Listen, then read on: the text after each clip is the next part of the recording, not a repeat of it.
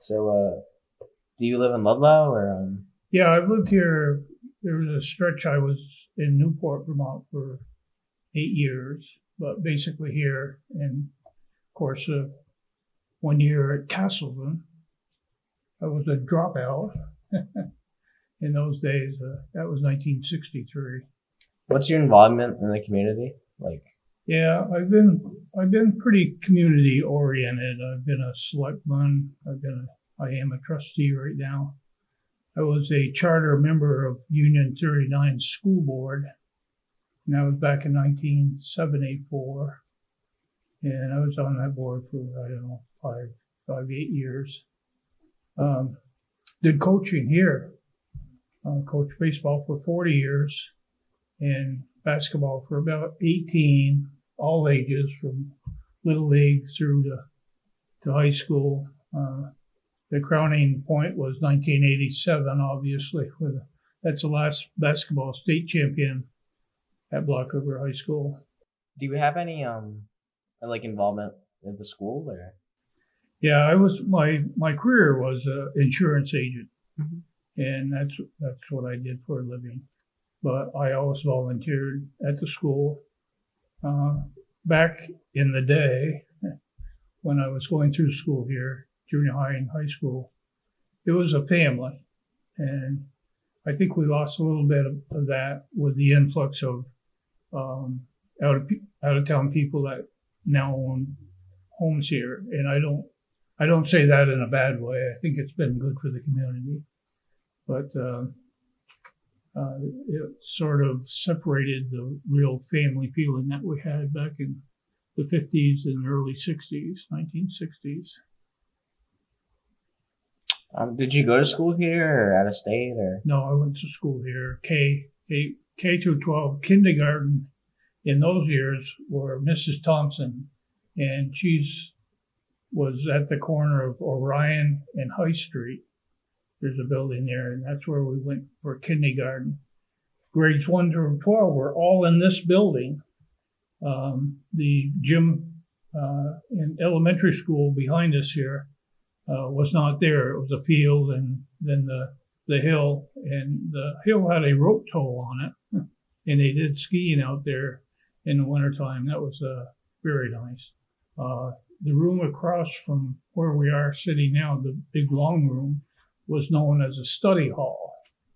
And when you weren't scheduled for a class, that's where you went to do your homework or study. And it'd be nothing in the fall time to see deer come down into the field and Yeah. things like that. And of course, in those years, all the guys had pickups and they had gun racks and they had guns and nobody got shot.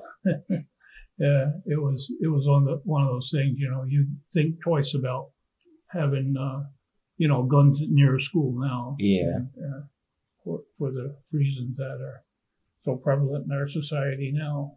But it was a good experience. This room where we're sitting now was the history room, and it was taught by Mr. Pullinan. And that's not Mr. Pat Pullinan, that's his father. And he was a great guy, I'll tell you, and a real professional educator. And we got along really good. I liked history, obviously, and so we got along together. I enjoyed his classes very much. You mentioned skiing. Do you still ski or? The last time I went skiing was with my granddaughter, and we were at Okemo, where my then wife worked, and she was in administration up there. So, Grandpa, we got to go for a day. So my grandson and my granddaughter, off we went, and we skied for probably 44 hours or so, 3 or 4 hours. We got done and back down to the base lodge, and my granddaughter said, "Grandpa, I'm proud of you. You never fell all day long." And I said, "That's right, Becca. It's a good place to stop right there." But I'm not a great skier. I'm very novice at it, but I enjoyed it. The room next to us, there used to be a wall here, and these were two separate rooms. There was Mrs. Toffrey, and that's where she had her math classes, and it was the senior classroom. So that at the end of the day, we were made to clean our desk up, pick up papers and things like that in the last 5 minutes of school every day. And that was her. She was usually the senior class advisor. I was the assistant editor on the Banner, which was our yearbook in those years. Barbara Butler, God rest her soul, she's not with us anymore, was the editor, and we did a pretty nice one, I think. Another thing we did for the school was the marble monument out front.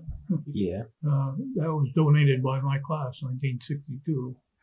So that was kind of good. All grades were in this room, like I said before. The top room over Mrs. Topper's was the dining area, and the room across from it was the kitchen.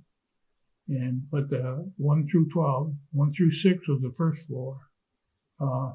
Second floor and this third floor was basically the high school, junior high and high school. Junior high basically stayed on this floor here.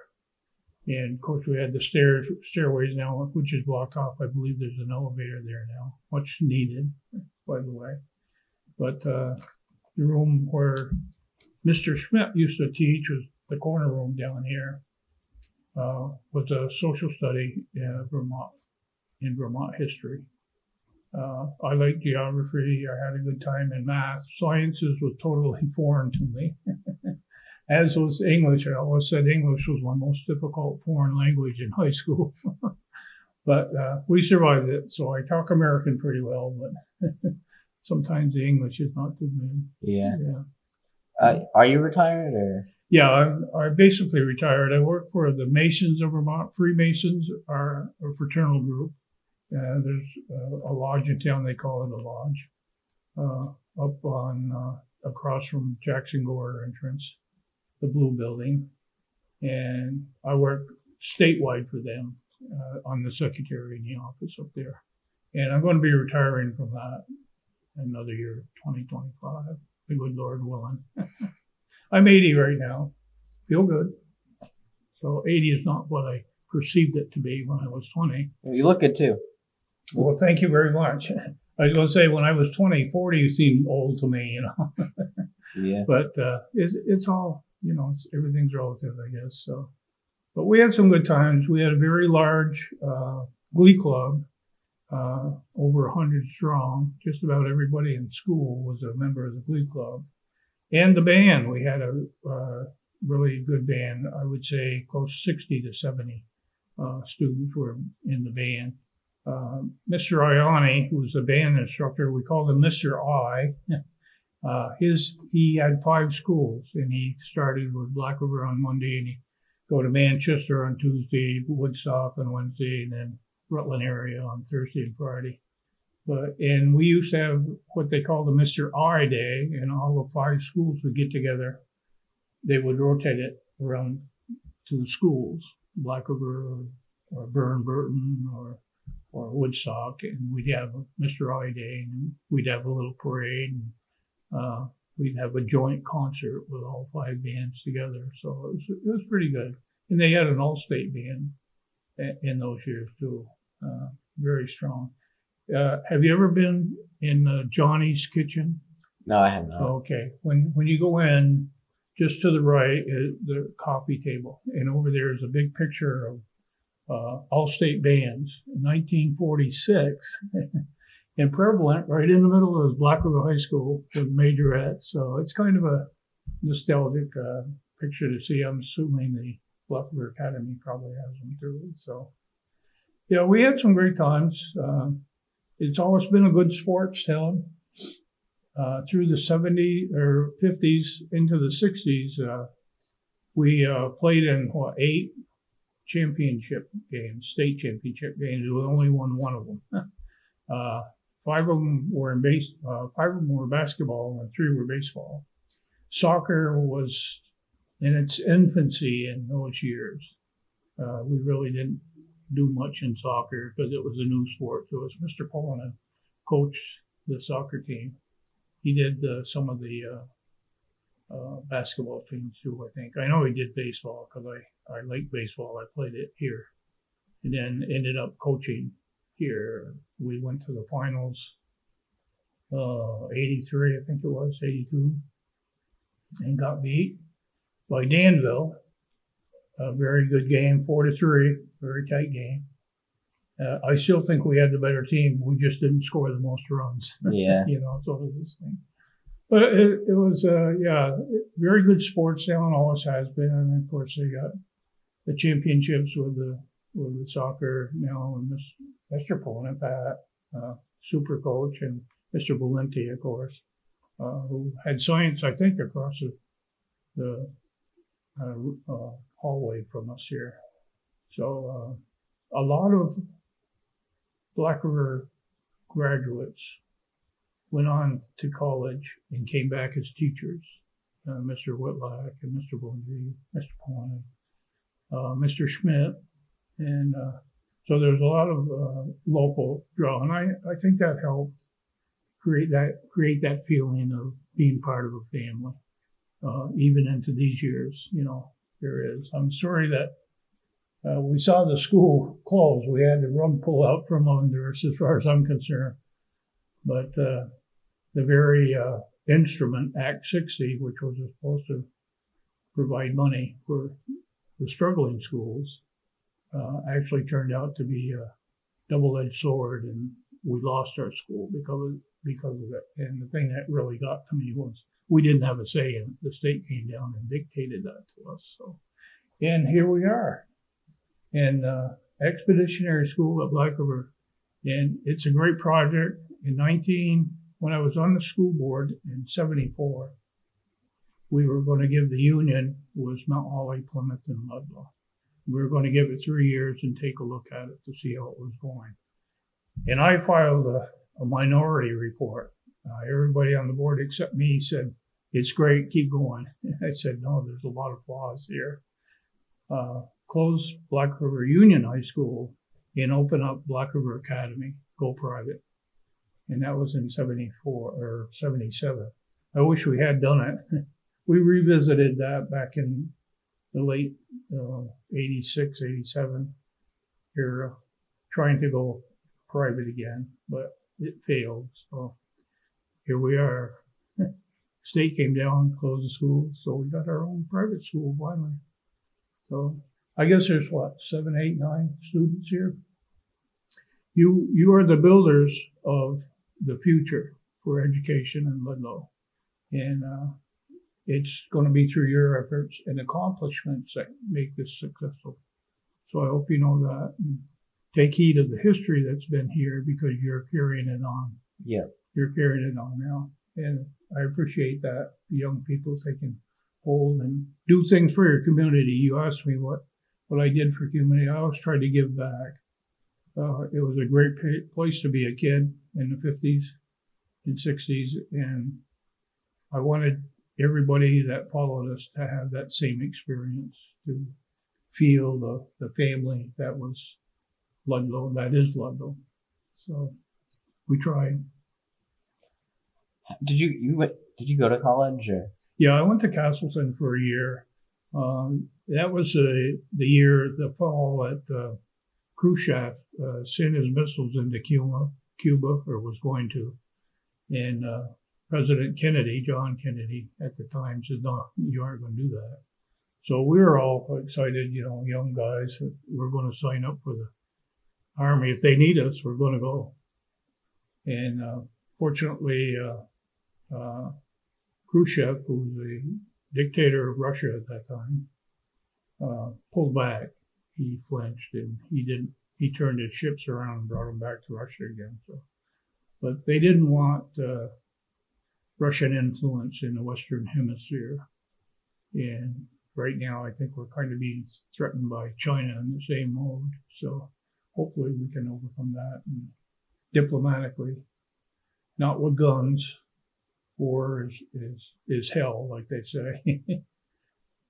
You don't want a war. You want to talk. That's what politics is. It's two sides getting together and compromise by each side.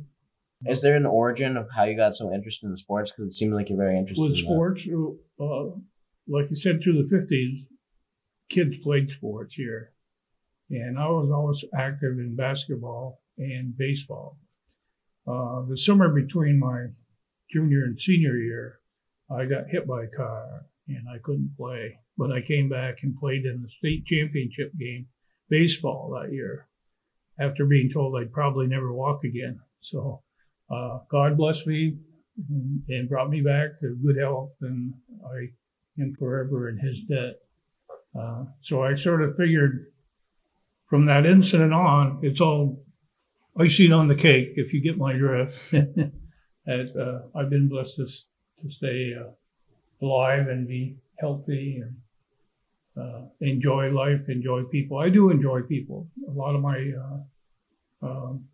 Masonic fraternal life, I served the Conference of Grandmasters of North America, which is the 50 states, the 6 provinces of Canada, and there's a couple of states in Mexico that formed the Grand Conference. And one of the things they sponsored was a Masonic Model Student Assistance Training.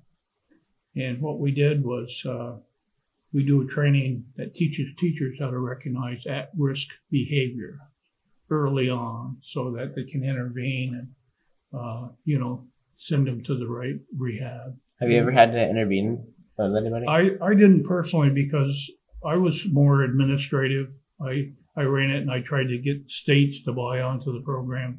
Masonic, the Masons of America supported it financially. They didn't do any of the training. The training was all done by professionals. Newman Stecker out of Philadelphia. And it's a great program. This school here, I know, has attended it several times. We're having a training coming up, and it's going to be in Montpelier on March 6 and 7 at the Elks Club in Montpelier. So if some of you teachers are watching, sign up for the class. It's really good. It gives the ability. It's another tool for the toolkit of a teacher on how to handle children and that type of thing. And I was executive director for 8 years, and that was a good time. I got to travel the United States, and it was all business. But once in a while, I'd extend it 2 or 3 days if I was going to a scenic place or a place of historical. So I've seen like the Grand Canyon and Mount Rushmore and Yellowstone and that type of thing. So that was very good experience. Have you ever been out of the country? Yeah, I went to, again, our Grand Lodge of Vermont, did a swap with a Grand Lodge of Cheshire in England. So they came over for our 200th anniversary in 1994. And we went back 4 years later in 1998, and they treated us and took us all around. We went to, we flew over, it's an hour flight from Manchester, England to Paris. And I always kind of wanted to see Paris, the Eiffel Tower and the Louvre and that stuff. And we did, we saw it. So it was a great experience. Very nice. Nice country. France is not unlike New England in a way with the green. It's all green and kind of hilly. They don't have the mountains. They were in southern France and weren't that far, but they had the hills around Paris and things like that. So yeah, that was a good experience. I got 49 states. I got to go to Kansas. I've never been to Kansas. I've been to Kansas City, but that's in Missouri. So that's very nice. I'm going to give you a little personal history. Is that okay? Sure. Okay. The Washburn name is very prevalent in Ludlow. The old fire station, and across from there is a big white building, and that was built by Judge Reuben Washburn back in, I'm going to say 1806, 1808, something like that. And Judge Reuben moved to Woodstock because he became a judge for Windsor County. And Woodstock is a shire town for Windsor County. His son, Peter T., married a local girl from Chester, and they donated the land, which is now the United Church of Ludlow. They own back maybe to about where the Rural Tract is, and all the way up to Andover Street. So the Washburns had quite in those days. Peter T. was adjutant general for the Vermont soldiers during the Civil War, and he was chairman for President Lincoln. Would have the adjutant generals from the North, the Union, come to Washington and how are we going to do this war? How are we going to end it and stuff like that. And he acted as chairman of that group. He ended up being governor in 1873, but had the inauspicious title, I would guess you would say, of being the first governor to die in office. He's buried in Woodstock, Vermont. His father, Reuben, is buried in Bridgewater, Mass. There was another Washburn in the Civil War, a Colonel Washburn, Francis Washburn, and fought at Siler's Creek, which was the last and bloodiest part of the Civil War. The troops from Virginia were trying to escape Richmond because the Union troops were going in. And Siler's Creek, there was a bridge going into North Carolina, and the Union got there just a tad late because the Rebs had the bridge armed already, but they fought there, and he fought shoulder to shoulder with Colonel Custer. And if you know your history, General Custer was the Battle of Bull Run and was massacred. They lost all I don't know how many troops were there, but the Indians annihilated all of them. And Francis Washburn got wounded on that day and died 7 days later. There was another Washburn in the Army again, who surveyed Yellowstone Park, and the highest peak in Yellowstone is Mount Washburn.